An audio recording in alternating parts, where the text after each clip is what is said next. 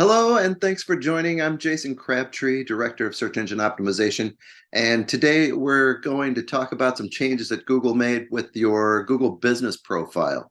So one thing we know for sure is that Google's always going to make changes. And one thing that we're fortunate about is there's a massive community of Googlers on the web that are interpreting these changes and sharing them with us. So here's what we know today with the Google business profile.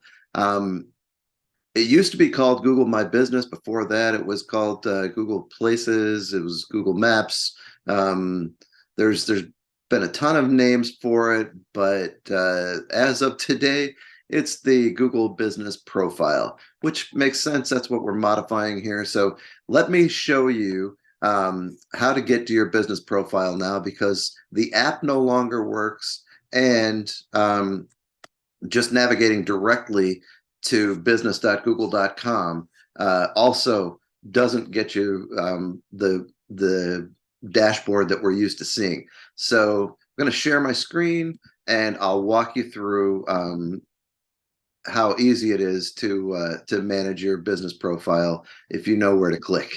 So the first thing you want to do, I'm using Chrome. The first thing you want to do is make sure that you are signed in to Google with the email address that you use to manage your profile. So whatever email address that you used to sign in to your Google My Business, it's that same email address. Just make sure that you're signed into Google's search platform with that email. If you're not and you need to change it, add it, or sign out and sign back in with a new one, just click on the little link there. But once you're signed in, you just go to the Google app link right here, and you open up the apps.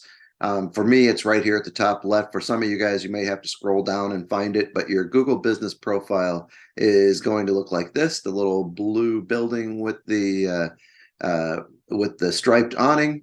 And then so you click on that and it will take you to your business profiles. If you only manage one, you're not going to have to sift through and find the one you're looking for.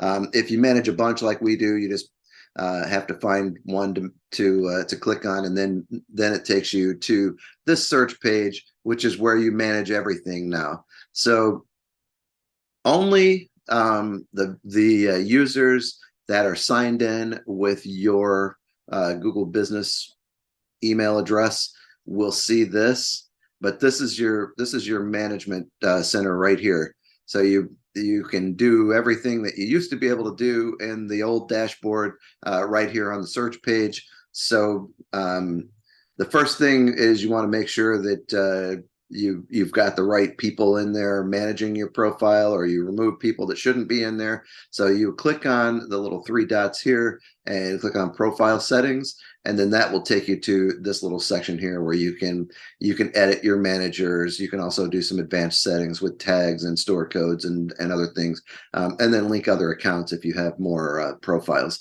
So this is where you edit your managers / users of your business profile.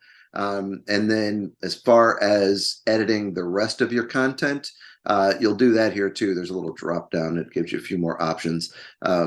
So I'll just go through all of these real quick and explain what they are, and then I'll click on a few of them and show you how you actually use them. So editing the profile, this is where you're going to change your business name, your address, your website, phone number. Any of that stuff is going to be right in here. Also your service areas and your categories. Your reviews you can read and manage from here, so you can respond to reviews from here. You can also give a thumbs up to any review that you think is valuable. Messages, if you've got messages turned on where you're getting IMs from clients, this is where you'd manage this. Adding photos, you can either do from here or here. I will say that if you go here, it makes it a little bit easier if you click on this one, because you can also do your business logo or your cover photo in addition to adding other photos. It's just kind of all laid out a little easier. Checking your campaign performance. This is the link for that. So you filter by your date range, and then you can look at your activity. Advertise, if you're running Google Ads, this is where you'll manage those. Editing products, so your products are basically these little things here that we can see in the business profile, but you can add or delete those or modify a description or something like that.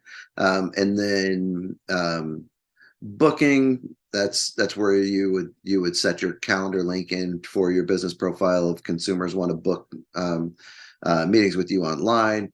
Calls, this is going to give you a granular, detailed view of the calls that are coming in from people that hit that click to call button in your business profile. It'll show you the phone number, the day and the time. Did you answer it? How long were you on? It gives you some pretty good detail there, as long as this function is activated.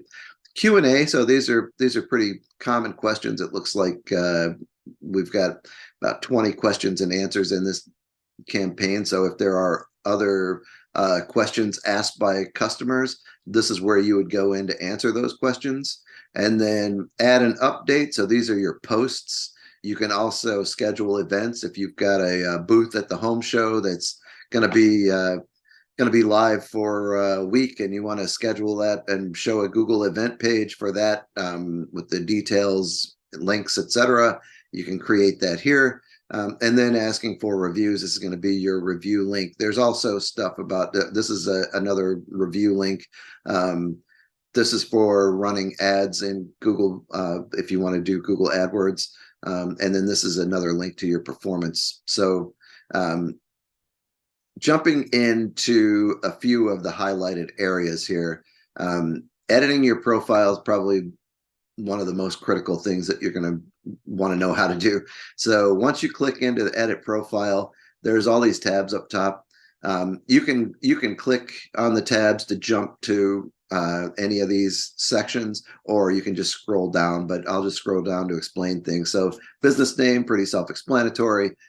Business category, so you can see that he's targeting these kinds of insurance. Description, the business description, your opening date, your phone number. You can add a secondary phone number if you want to, or toll-free number if you have one. Here's your website. So from time to time, people will get a new domain, need to update their website address for whatever reason. You can do that right here. Profile short name is something that Google creates for you, but that's done right here. And then your location, if you need to edit your address, let's say you're relocating, or maybe they had something wrong, like, oh, I'm not in suite 2, I'm in suite 20 or something like that. This is where you would go in and edit the address. And then your service area, you can go in and add or remove towns where you're likely to do business. Some people just put in a zip code, some people put in a county.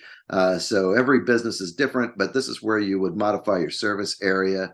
Your business hours, you modify those right here. Your holiday hours, if you've got 4th of July and you're going to be closed, you might want to go in and update that. You can add more things. I don't think any of these apply to an insurance agent, but other businesses, this will apply. And then more from the business, like if you want to specify that you are any of these specific groups, you can. And then let's see, accessibility. If you have wheelchair accessible restrooms and seating and so on, this is where you would add those amenities. And then in addition to this section where you edit your information, you also can add your photos, we already talked about, and you can add posts. So you would just add a description, add a photo, and if you want a link on there, you can either, like I like to either put learn more and link it to the website, or call now and put the business phone number in there. So close out of that. And then for performance, you click over here. And if you want to see how did we do last month? So it's January. We won't have a full month's worth of data for January. So let's check the last full month, which was December. And let's see what all they'll show us for that. So looks like profile interactions was up compared to the previous December. If you scroll down here, it will give you a little bit more granular detail. So you showed up in 404 searches, which is up from the previous December. These are the top things that people were searching when they found you. So you can see, like, are they searching car insurance or cars insurance? So those are the kind of things that you can pull from that section. It also shows people that viewed the profile and where did they find you. So it looks like most of the traffic was coming from mobile devices, finding them in the organic section. We did have mobile on maps, but not as much as in the organic section. So it's good to know where your clients are coming from and what platforms they're using. They're using the desktop, they're using the laptop, they're using mobile device. Then next you can check your calls. So the calls that came in, I'm going to talk more about this in a minute, but it looks like the calls that came in were up compared to the previous December. And also on this one, if you scroll down, it will show you when you missed calls. So this is kind of handy if you're planning meetings, like, oh, it looks like we're missing calls on Mondays and Fridays around 4 o'clock, so between 3 and 4 o'clock. So maybe we want to make sure that we don't have team meetings during that time or something like that, so you don't miss any of those calls that are coming in. I've got more to talk about with the calls, so we'll come back to that one. Messages is just for instant messaging. And in this case, it's not set up because he's a State Farm agent. It's not compliant. Same with booking, online booking, that people need to either email or call to book with these guys. But you can set these features up on Google. They're just not for this particular one. And then driving directions, people driving into this are looking for directions to the office anyway. Up 39% from the previous December, and website clicks went down. So there was, you can see that there was a dead time right here where people weren't clicking into the website. So these are the kind of things that you'd want to explore if you're trying to manage the campaign. Like, why are people not clicking into my website? Well, it looks like they're probably just clicking to call and ask you the information that they're looking for. So those are the main things that you can do in your performance. When we come back to here, I promised multiple times that I'd talk more about calls. So there's this button right here that says calls, and this will show you, let me go to that date range again. This will show you, well, it will show you the number of calls that came in December, and then you can look by date and see, here's the phone number that called. Yes, we answered it at 9:10 a.m. and we were on the phone for 1 minute and 22 seconds with this person. So if you want to bounce that off of your book of business and say, was this an existing customer, or was this a quote request, or a potential customer, you can have that number on file, so you can copy those and put them into a spreadsheet or however you want to do it. But you can look by date and you can see, are we answering these calls? How long are we engaging with the consumer?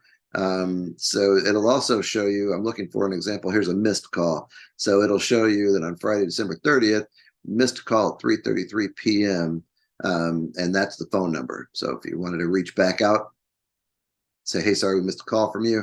That's how you could find that information. So there's a lot of detail in the Google Business Profile, and it's kind of hidden in the search page unless you are signed in.